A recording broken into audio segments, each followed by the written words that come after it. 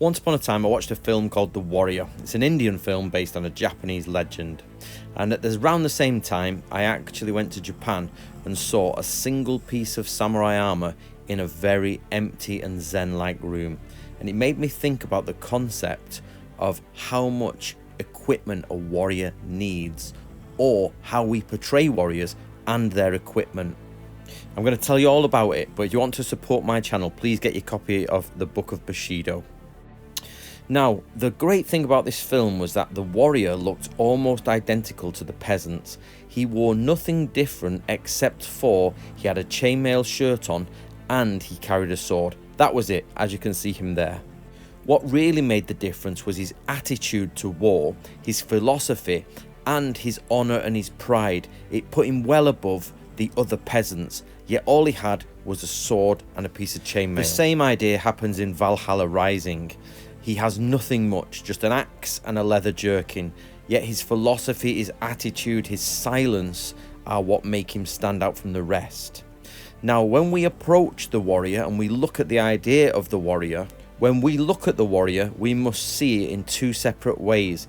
Those times when it's stripped down with the bare minimum, the bare nothing, and it's their philosophy and their honour that keeps them forward. But also the other time when it's not just simple and it's not just a division between philosophy, but actually when the equipment stands out like this from Kingdom of Heaven. Now this is where Hollywood has gone to the max, and it is a wonderful, wonderful scene. This is the coming of Jerusalem, and every warrior there has great armor, great equipment, expensive flags, expensive cloaks. They really do look the part of the warrior. But the question is, how realistic would this be in the past? Would warriors be boiled down to hardly anything and they carry the basic equipment? Or would they have lots and lots of equipment and servants and money and power? And that it's not just their philosophy that separates them, but the great wealth that they also own. We then move on to when armour is actually, and weapons are given more than just function, they're elaborate.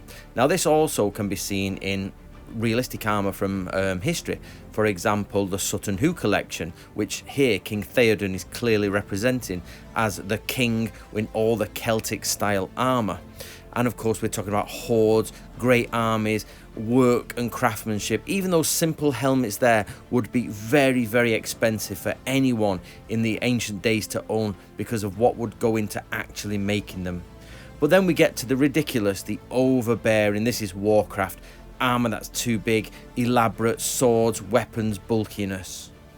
This also happens in Witchcraft. We imagine the witches with their ancient caves and spells and different bits of paraphernalia. But when you actually look at the history of Witchcraft, they don't have anything like this, and they're normally just normal people who deal with very small things like the odd bone or a bowl or an eggshell, and they create witchcraft through very mundane, normal things, dressed as normal people without the sort of costume on.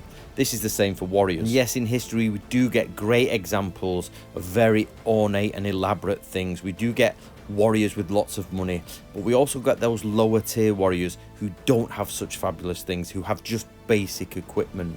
This brings me back to the original film The Warrior in India, and the piece of armour I saw, which unfortunately I have no longer got the photograph of. I did take a photograph of it, but I've since lost that photograph.